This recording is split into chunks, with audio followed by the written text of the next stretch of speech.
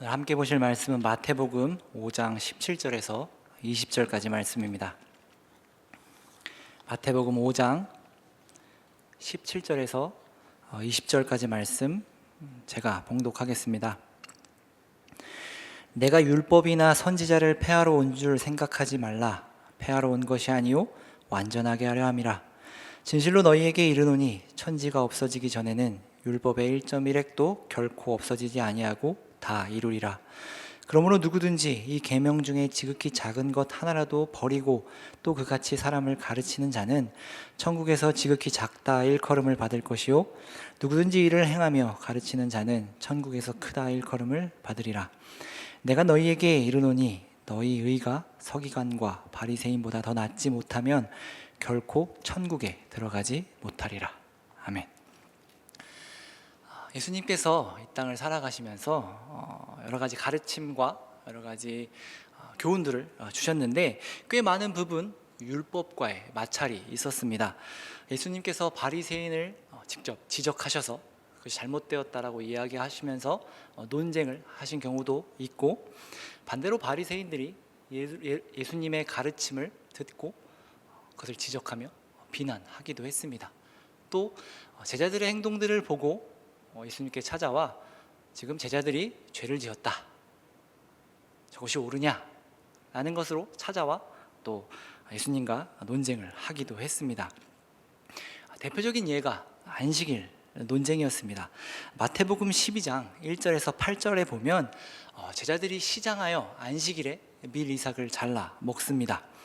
바리새인들이 이를 보고 지금 제자들이 안식일에 하지 않아야 할 일들을 했다라고 하며 예수님께 나아옵니다. 그런데 예수님께서는 제자들의 잘못에 대한 언급은 하지도 않고 전통과는 다른, 율법과는 다른 해석을 하심으로 서기관들의 미움을 받게 됩니다. 또 이외에도 예수님께서는 안식일에 병자들을 고치셨고, 또 바리새인들이 하지 않아야 된 행동 중에 하나인 죄인과 세리들과 식사를 하시기도 하셨습니다. 이럴 때마다 바리새인들과 서기관들은 예수님께 찾아와 이것이 옳으냐, 과연 지금 너가 옳은 일을 하고 있느냐 묻거나 예수님을 비난하고 또 예수님을 죽이려고 했습니다. 왜냐하면 이 모든 것이 율법에 어긋나는 행동들이었기 때문입니다. 마치 예수님께서는 율법에 대항하여 이 바리새인들과 싸우는 것처럼 보이기도 했습니다. 이런 영향 때문인지 꽤나 많은 사람들이 예수님께서 율법을 없애시거나 율법을 반대하신다고 생각했던 것 같습니다. 실제로 예수님께 이런 질문들을 했던 것 같습니다. 그래서 오늘 예수님께서 율법에 대하여 이렇게 말씀하셨습니다. 17절에 보면 내가 율법이나 선지자를 폐하러 온 줄로 생각하지 말라. 폐하러 온 것이 아니요 완전하게 하려 함이라. 그리고 이어서 너희에게 이르노니 천지가 없어지기 전에는 율법의 1.1획도 결코 없어지지 아니하고 다 이루리라. 그러므로 누구든지 이 계명 중에 지극히 작은 것 하나라도 버리고 또 그같이 사람을 가르치는 자는 천국에서 지극히 작다 일컬음을 받을 것이요 누구든지 이를 행하며 가르치는 자는 천국에서 크다 일컬음을 받으리라. 그리고 마지막으로 내가 너희에게 이르노니 너희 의가 서기관과 바리새인보다 낫지 못하면 결코 천국에 들어갈 수 없다라고 말씀하십니다. 그래서 좀 궁금한 점이 생깁니다. 율법의 완전함, 율법을 완전하게 하신다라는 말은 무슨 뜻일까요? 또 이 바리새인과 서기관들보다 더 낫지 못하면 천국에 들어가지 못한다라고 말씀하시는데 과연 그 의미가 무엇인지 궁금해집니다. 예수님께서 선지자와 율법을 폐하러 오신 것이 아니라 완전하게 하기 위함이라고 말씀하심으로써 이제 율법에 대한 새로운 의미와 해석을 제시하시려고 하시는 것 같이 보입니다. 우선 오늘 말씀만 두고 보자면 예수님께서 이 율법을 완성하러 오셨기 때문이라고 말씀하셨고 이것을 다 이룰 것이다라고 말씀하십니다. 그리고 방금 말씀드렸던 것처럼 너희 의가 이 바리새인과 서기관들보다 낫지 않으면 천국에 들어가지 못한다라고 하셨는데, 이는 이 율법을 지키며 행할 때 적어도 바리새인과 서기관보다 나아야 한다라는 말이겠죠. 그런데 생각해 보면 당시 기준으로 바리새인과 서기관들보다 율법을 더 잘 지키는 사람은 거의 없었을 것입니다. 그리고 대부분의 유대인들도 그렇게 생각했을 것입니다. 저들은 정말 율법을 잘 지킨다, 정말 완벽하게 지키는구나 라고 생각했을 것입니다. 우리가 자칫 오해하면 율법을 이들보다 더 잘 지켜야 한다는 예수님의 말씀을 더 율법적으로 살아야 한다라는 말씀으로 이해하기 쉽습니다. 하지만 그것이 아닙니다. 만약 예수님께서 더 율법적인 삶을 원하셨다면 이들과 논쟁을 하실 필요가 없었겠죠. 오히려 지금보다 더 열심을 내어라, 지금보다 더 잘 지켜라 라고 말씀하셨을 것입니다. 조금만 더 힘내라 라고 말씀하셨겠죠. 그런데 마찰이 생긴 이유는 예수님이 보시기에, 예수님의 기준에서는 지금 서기관과 바리새인들은 제대로 율법을 지키지 않고 있는 것이기 때문에 마찰이 생긴 것입니다. 이들은 거의 완벽하리만큼 율법을 그대로 잘 지켰습니다. 그런데 예수님 보시기에는 그들이 율법을 제대로 지키지 않는 것으로 보셨다라는 말입니다. 그래서 예수님께서는 그 기준을 바꾸려고 하신 것입니다. 이어지는 21절의 말씀부터 보면 마지막 절까지 서기관들의 전통적인, 그 율법의 전통적인 해석을 배척하고 구약에서 말하는 율법에 대한 원리를 재확인시켜 주십니다. 그리고는 율법의 권위자로서 율법에 대한 의미를 다시 설명해 주십니다. 한번 몇 가지만 좀 살펴보겠습니다. 먼저 21절에 살인하지 말라, 누구든지 살인하면 심판을 받게 되리라 라는 말씀을, 그 율법을 가지고 이야기하십니다. 이 율법은 살인이라는 행위만 하지 않으면 된다고 다들 그렇게 이해하고 다들 그렇게 지켜왔습니다. 그리고 우리가 알듯 6계명에는 살인하지 말라까지만 적혀 있는데, 서기관들이 의미로 누구든지 살인하면 심판을 받게 되리라 라는 말을 붙인 것입니다. 꼭 지켜야 한다, 지키지 않으면 벌을 받을 것이다 라는 것을 이제 붙인 것이겠죠. 이에 예수님께서는 이 율법에 대한 해석을 살인이라는 행위뿐만이 아니라 형제에게 노하는 자, 형제를 나가라 하는 자, 미련한 놈이라고 하는 자는 정죄와 심판을 받고 지옥불에 들어가게 될 것이라는 무시무시한 말씀을 하십니다. 그렇기 때문에 예물을 드리러 갔다가 형제에게 원망 들을 만한 일이 생각나거든 너는 돌아가 형제와 화목하고 예물을 드리라고 말씀하십니다. 우리 안에 있는 미움과 분노에 대한 지적이었습니다. 다음은 27절에 간음하지 말라라는 율법입니다. 예수님께서는 간음이라는 행위뿐만이 아니라 음욕을 품고 여자를 보는 자마다 이미 간음한 것이라고 말씀하십니다. 만약에 우리가 보는 것 때문에 실족하여 죄를 짓게 된다면 그 눈을 빼어버리라고 말씀하십니다. 눈 하나가 없는 것이 지옥불에 들어가는 것보다 낫다고 또 말씀하십니다. 그리고 33절에 맹세하지 말라는 율법에 대한 기존의 해석은 지키지 못할 맹세는 하지 말고 혹여나 맹세를 하였거든 주님께 맹세한 것처럼 그것을 꼭 지켜라 라는 말씀으로 이해됐었습니다. 그런데 예수님께서는 맹세 자체를 하지 말라고 하시며 너희 말은 옳다 아니라 하라고 말씀하십니다. 이는 간단히 말하면 맹세를 하지 않아도 믿을 만한 사람이 되라 라고 하신 말씀입니다. 내가 옳으면 옳다라고 아니면 아니라고 이야기를 했을 때 누군가 그 말을 그대로 믿는다면 제가 맹세할 필요는 없겠죠. 그런데 내가 어떤 것을 옳다라고 이야기를 했는데 누군가 아닌 것 같은데? 진짜야? 라고 의심을 한다면 제가 할 수 있는 말이 무엇이 있을까요? 하나님께 맹세해. 진짜야. 저건 오라. 내 모든 걸 걸고 맹세해. 이것은 오라. 나를 좀 믿어줘. 라는 것이겠죠.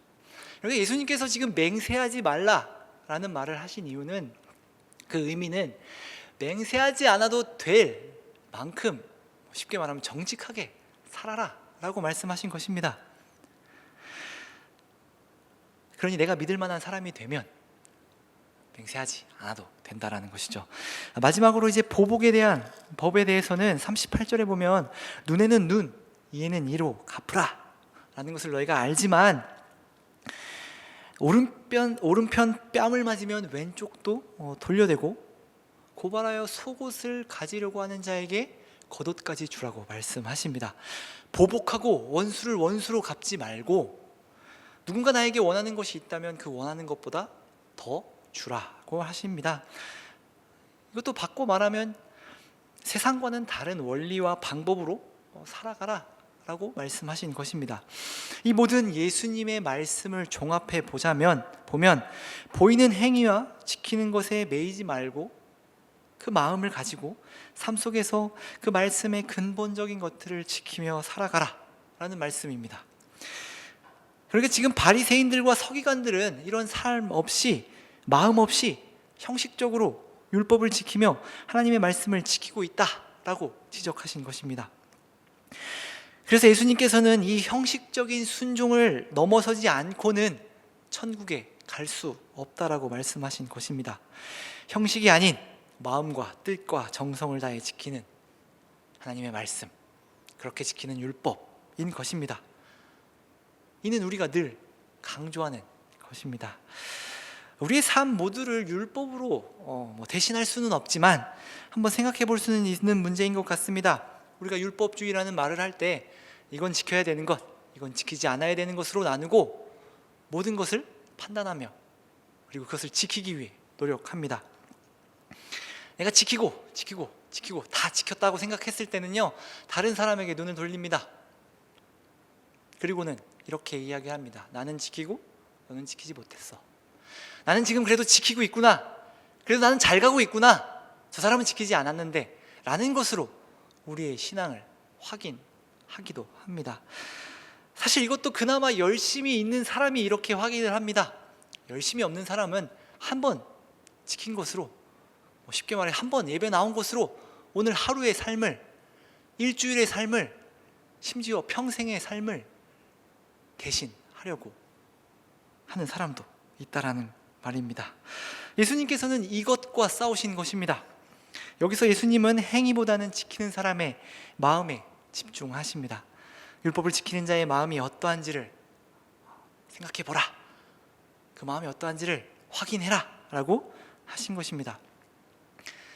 저는 이 말씀을 보면서 이렇게 묻고 싶었습니다. 그러면 하나님, 마음만 있으면 되는 것입니까? 마음만 가지고 살아가면 되는 것입니까? 왜 이런 질문을 하게 됐냐면, 살다 보니 마음과 뜻과 정성을 가지고 하나님의 말씀을 지키며 또 따라 살고 싶은데 잘 안 되는 경우를 만나게 됐습니다. 실수할 때도 있고 혹은 환경과 상황 때문에 잘 안 돼서 힘든 것이죠. 그리고 타협하게 되고, 그리고 하나님의 말씀대로 살아가는 것보다는 그냥 사는 게 편하기 때문에 때론 마음이 있으니까 괜찮겠지 라는 생각을 하게 됐습니다. 진심이 있고 간절함이 있고 마음이 있으니까 내가 조금 게을러도, 내가 조금 지키지 않아도 괜찮지 않을까?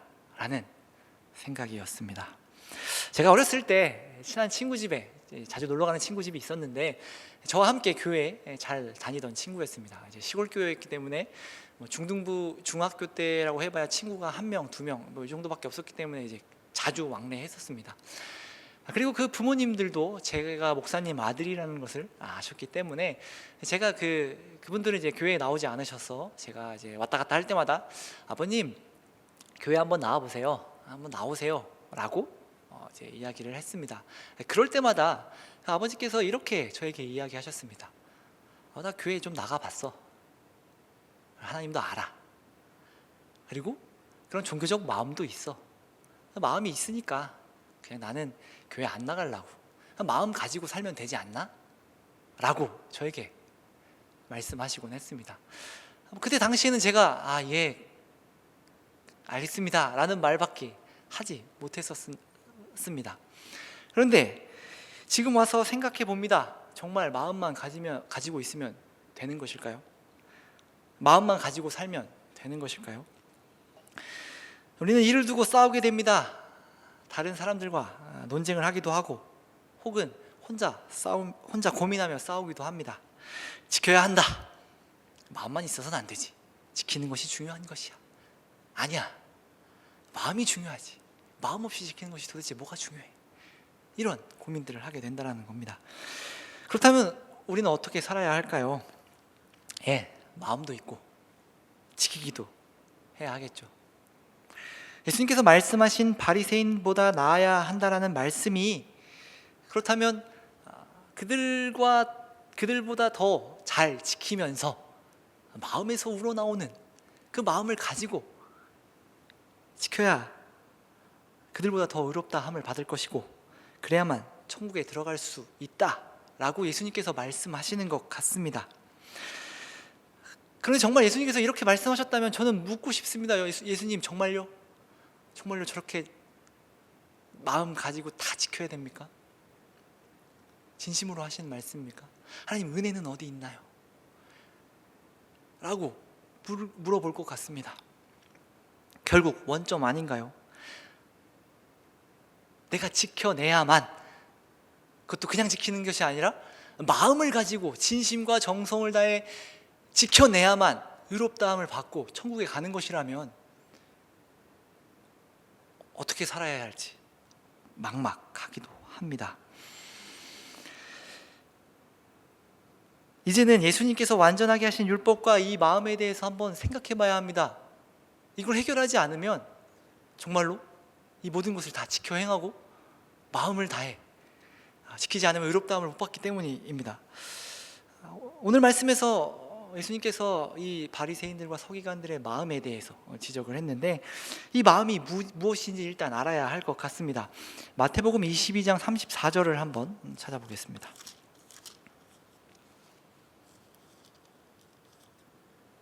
34절에 보면 그 율법에 대한 이야기를 하시는데 예수께서 사두개인들로 대답할 수 없게 하셨다함을 바리새인들이 듣고 모였는데 그 중에 한 율법사가 예수를 시험하여 묻되 선생님 율법 중에 어느 계명이 크니이까?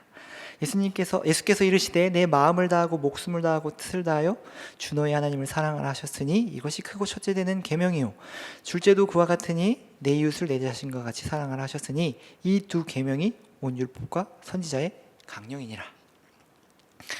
예수님께서는 하나님을 사랑하고 이웃을 사랑하는 것이 가장 큰 계명이라고 말씀하십니다. 아까 처음에 질문을 했던 율법을 완전하게 하신다라는 것이 무엇인가에 대한 답이기도 합니다. 예수님은 완전한 율법의 의미를 우리에게 가르치셨고 또한 그 삶으로 살아가심으로 율법을 완전하게 하셨으며 그 율법을 모두 이루셨습니다. 그러니까 쉽게 말해 간단하게 말한다면 이 마음이 하나님을 사랑하고 이웃을 사랑하는 마음이라는 것입니다. 하나님을 사랑하고 이웃을 사랑하는 그 사랑의 마음을 가지고 하나님의 말씀을 살아간다면 된다라고 말하고 싶지만 그것으로는 부족합니다. 왜냐하면 이 마음이 그냥 우리가 품을 수 있는 그 사랑의 마음과는 달라야 하기 때문입니다.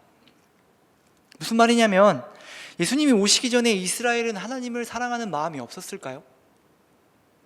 이 바리새인과 유대인들이 처음부터 하나님을 사랑하는 마음 없이 율법을 지키고 평생을 살아왔던 것일까요? 이스라엘은 하나님을 사랑하며 섬기며 하나님의 백성으로 살던 자들입니다. 구약 내내 하나님을 사랑해야 한다. 너희들이 마음을 돌이켜야 한다. 라는 말씀을 늘 듣고 살아갔던 사람들입니다. 그러나 그들은 이내 하나님을 잊고 다른 신을 섬기며 하나님의 약속을 파기했습니다.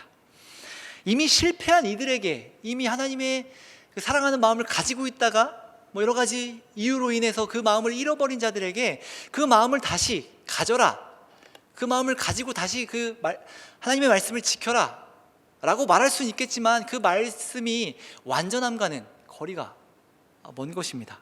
이미 실패한 이들에게 그 마음을 품어라 라는 것은 예수님 오시기 전 이전 선지자들이 했던 말과 다를 바가 없는 것입니다. 예수님 오시기 전에 선지자들이 나타나 너희들이 이렇게 살면 안 된다, 하나님을 사랑해라, 하나님을 사랑하는 마음을 가져라, 돌아오라 라고 전했고, 이스라엘 백성들이 그 말을 듣고 돌이켜 다시 하나님을 섬겼지만 또다시 하나님을 떠나게 됐습니다. 그러니까 지금 예수님께서 선지자들이 했던 말을 똑같이 하는 것이라면 이 완전함을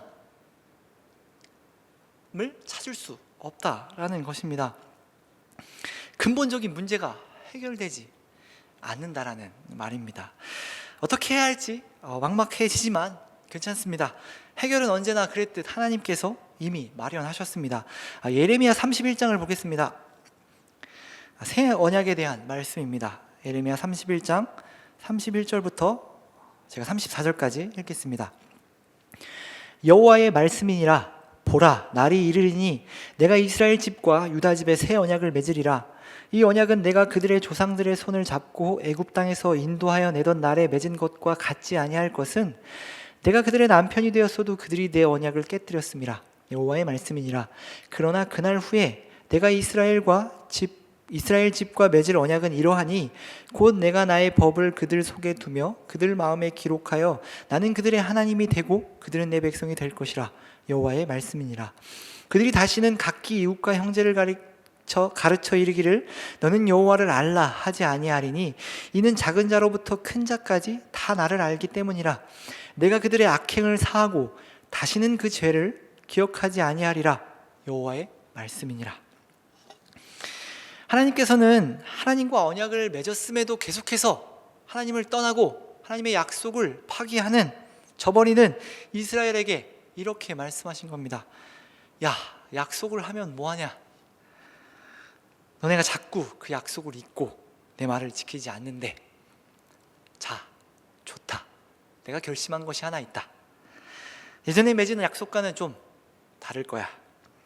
내가 내 말을 이제 너희 마음속에 새기고 너희 마음에 두겠다. 이렇게 나는 너희의 하나님이 되고 너희는 내 백성이 될 것이다. 너희가 다시는 나를 잊지 않을 것이다. 그리고 너희 죄를 사하고 다시는 너희의 죄를 묻지 않겠다라고 약속을 하셨습니다. 말도 안 되는 약속입니다. 이스라엘이 하나님의 말씀을 지키고 들을 실력이 없음을 아시고 이제 그들의 마음 가운데 하나님의 법을 두고 새기신다고 말씀하신 것입니다. 영원히 잊지 않게 해주시겠다라는 말씀이며 영원히 하나님의 백성으로 살게 하시겠다는 하나님의 의지이자 하나님의 뜻이었습니다. 이 약속, 하나님께서 말씀하신 날은 예수님께서 모든 것을 이루신 그 날입니다. 이제 예수님께서는 율법을 완전하게 하심으로 이제 우리 마음 가운데 그 말씀을 두시고 새기셔서 우리는 이제 하나님의 말씀이 마음이 새겨진 자들로 살아가게 된 것입니다.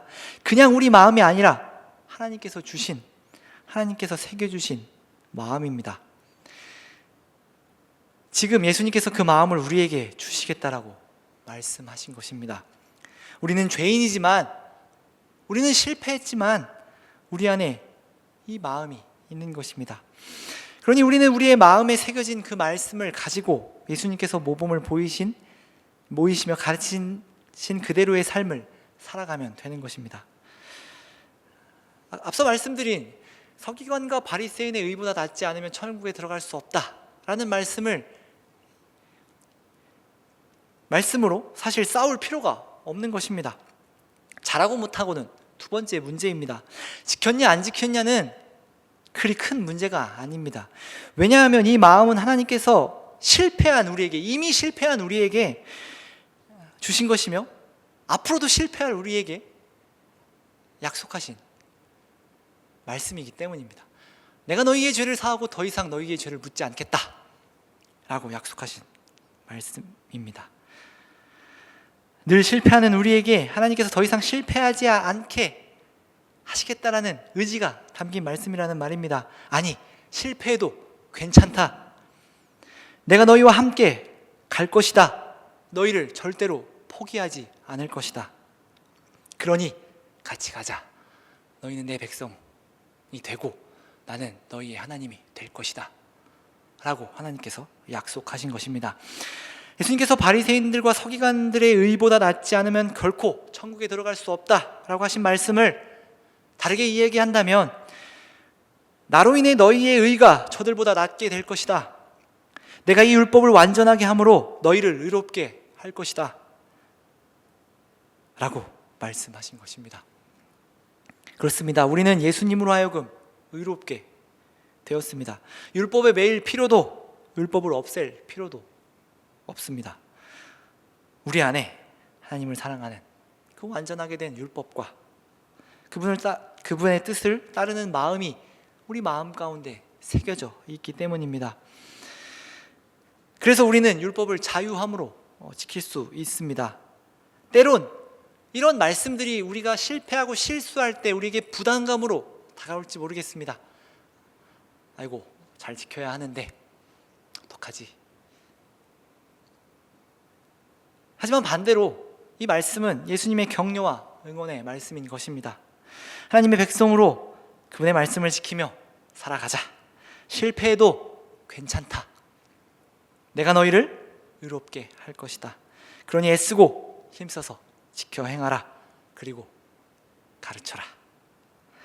예수님께서 우리를 위해 기도하시며 격려하십니다. 우리가 고민하며 애쓰는 모든 것을 주님께서 다 아십니다. 우리의 실패까지도 미리 아시고, 실패해도 괜찮으니 함께 가자고 말씀하십니다. 우리 모두 잘 가고 있습니다. 기쁨과 감사와 평안과 자유함으로 그분의 말씀을 힘써 지켜 행하며 살아가는 우리 모두가 되기를 바랍니다. 기도하겠습니다. 사랑의 하나님, 감사합니다. 비록 우리가 부족하지만 하나님께서 완전하시기에, 또한 그 완전하신 의를 우리에게 선물로 주셨기에 우리가 하나님 앞에 의롭다 하심을 받고 기쁜 마음으로 살아갑니다. 때론 우리가 실패하고 실수할 때마다 자책하지만 하나님께서는 괜찮다, 함께 일어나 가자 라고 말씀하시는 그 은혜의 말씀을 우리가 기억하며 살아갈 수 있도록 도와주시고, 주님의 위로와 은혜가 우리 삶 가운데 충만히 임하여 우리가 그것을 누리며 살아가는 하나님의 백성들 될 수 있도록 인도하여 주옵소서. 감사드리며 사랑이 많으신 예수님 이름으로 기도합니다. 아멘.